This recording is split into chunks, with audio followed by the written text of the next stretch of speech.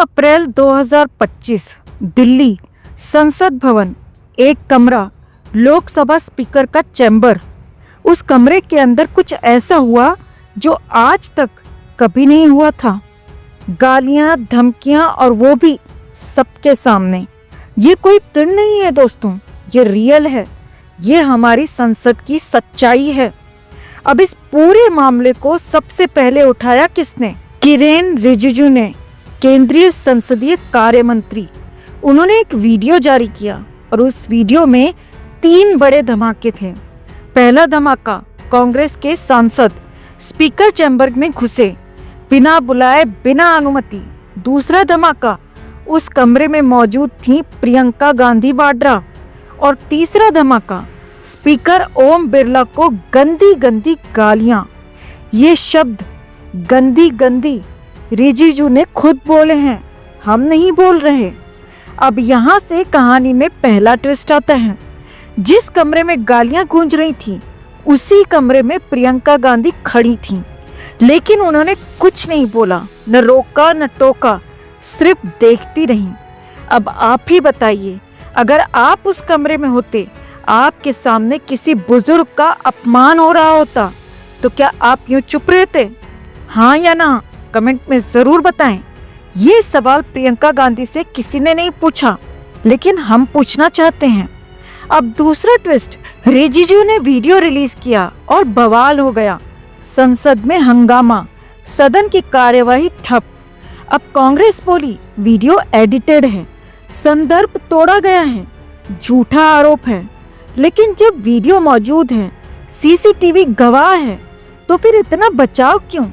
अगर सच्चाई आपके साथ है तो वीडियो से डर क्यों? और बीजेपी ने तो मौका पकड़ा, एकदम करारा हमला। ये कांग्रेस की संस्कृति है, अहंकार, अभद्रता, अराजकता। लेकिन सच पूछिए तो ये लड़ाई सिर्फ कांग्रेस और बीजेपी की नहीं है, ये लड़ाई है हमारे लोकतंत्र की गरिमा की। अब सुनिए हमारे दर्शक क्या कह रहे हैं। राहुल भाई कानपुर से पूछ रहे हैं, प्रियंका गांधी वहां थी, उन्होंने स्पीकर का अपमान क्यों होने दिया, वो चुप क्यों रहीं? बहुत तगड़ा सवाल है, जवाब किसी के पास नहीं। दूसरा, नेहा लखनऊ से पूछ रही हैं, रिजिजू ने वीडियो अभी क्यों रिलीज किया? जब घटना हुई थी तब क्यों नहीं रिलीज किया? टाइमिंग का सवाल है भाई, सियासत का टाइमिंग गेम, समझ गए ना? और तीसरा, जयपुर से अंकित पूछ रहे हैं, सारा सीसीटीवी फुटेज पब्लिक कर दो, जितना दिखा रहे हैं उतना ही क्यों, पूरा क्यों नहीं? शाबाश, ये होता है असली सवाल, पारदर्शिता या सिर्फ राजनीति? आप ही बताइए। अब जरा गहराई में चलते हैं। ये पहली बार नहीं है जब संसद में ऐसा हो रहा है। पहले एक तरह से अखाड़े में उतरना, नारेबाजी, धक्का मुक्की, फिर पेपर फाड़ना, कागज उछालना, माइक तोड़ना, और अब स्पीकर चैम्बर में घुसना, गालियां देना, धमकियां देना। हमारे नेता वहां जाकर एक दूसरे को नीचा दिखाने में लगे हुए हैं और हम यहाँ बैठे हैं, महंगाई झेल रहे हैं, बेरोजगारी झेल रहे हैं, बिजली पानी के लिए तरस रहे हैं।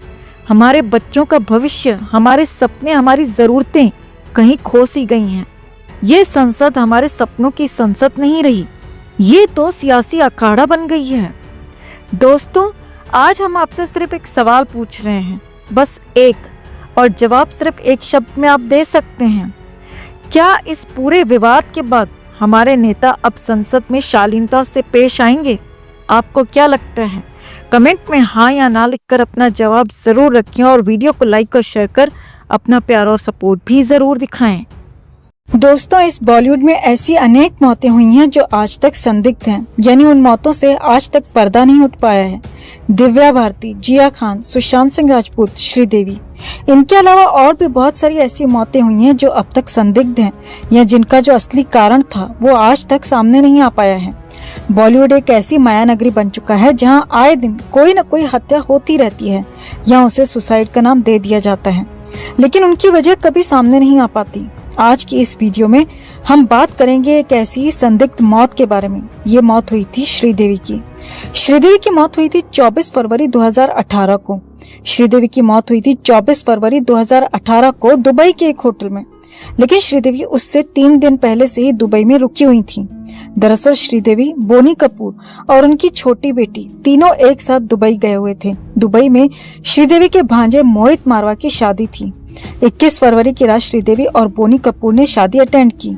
22 फरवरी की सुबह बोनी कपूर और उसकी छोटी बेटी श्रीदेवी को अकेला छोड़कर इंडिया वापस आ जाते हैं। इस पूरी घटना में बोनी कपूर ये बात साबित नहीं कर पाए कि वो श्रीदेवी को दुबई में अकेला क्यों छोड़कर आए थे।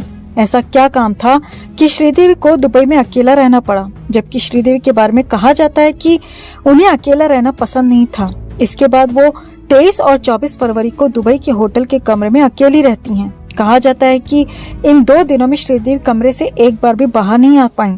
24 फरवरी को शाम को श्रीदेवी और बोनी कपूर के फोन पर बात होती है, जिसमें बोनी कपूर एक मीटिंग का नाम लेकर उसे बाद में बात करने को कहता है। बोनी कपूर के अनुसार बोनी कपूर श्रीदेवी को सरप्राइज देना चाहता था। वो दुबई जाने की तैयारी कर रहा था। शाम को 6-7 बजे बोनी दुबई श्रीदेवी के पास पहुंच जाता है। वहां इन दोनों की थोड़ी देर बात होती है और फिर श्रीदेवी बाथरूम में नहाने चली जाती हैं ताकि दोनों साथ में डिनर के लिए जा सकें। 15 मिनट तक जब श्रीदेवी बाहर नहीं आती हैं तो बोनी उसे आवाज देता है, लेकिन अंदर से कोई रिस्पांस नहीं आता। बोनी उठकर बाथरूम में जाता है तो वहाँ पूरे बाथरूम में पानी बह रहा होता है। बाथरूम का दरवाजा लॉक नहीं था। बोनी कपूर अंदर जाकर देखता है तो बाथ टब पूरा पानी से भरा हुआ था और उसमें से पानी बाहर निकल रहा था और उसी पानी में श्रीदेवी बेहोश पड़ी हुई थी।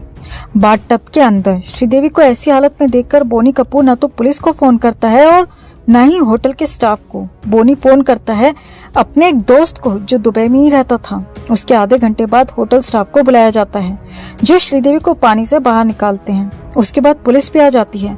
दुबई पुलिस मामले की जांच करती है और डेड बॉडी को पोस्टमार्टम के लिए भेज देती है। पोस्टमार्टम रिपोर्ट में ये नेचुरल डेथ होती है और बोनी को इंडिया वापस आने दिया जाता है। इंडिया आने के बाद पोस्टमार्टम रिपोर्ट में 2 तरह की बातें मीडिया में सामने आती हैं। एक तो रिपोर्ट में कहा जाता है कि श्रीदेवी की मौत पानी में डूबने की वजह से हुई थी, जबकि दूसरी रिपोर्ट में कहा जाता है कि श्रीदेवी को दिल का दौरा पड़ा था और उसी में उनकी जान चली गई। सच्चाई क्या थी ये कभी बाहर नहीं आ पाया।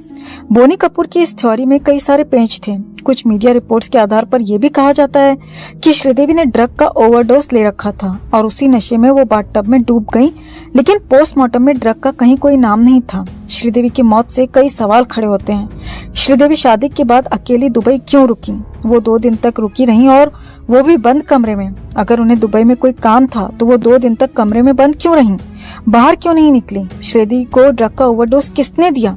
उनको नशे में इतना ज्यादा किसने किया? बोनी कपूर दोबारा दुबई क्यों गया? और बोनी कपूर ने जब देखा कि श्रीदेवी बाथटब में बेहोश पड़ी हैं, तो उसने पुलिस को या होटल स्टाफ को सूचना क्यों नहीं दी? बोनी कपूर ने सबसे पहले अपने दोस्त को ही सूचना क्यों दी या उसको ही फोन क्यों किया? सबसे बड़ी बात ये कि बोनी कपूर ने जिस दोस्त को फोन करके श्रीदेवी के बारे में बताया था वो कौन था? क्या वो अंडरवर्ल्ड का आदमी था? क्या वो अंडरवर्ल्ड से कनेक्शन रखता है? ऐसे बहुत सारे सवाल हैं जो श्रीदेवी की मौत के बाद पैदा होते हैं।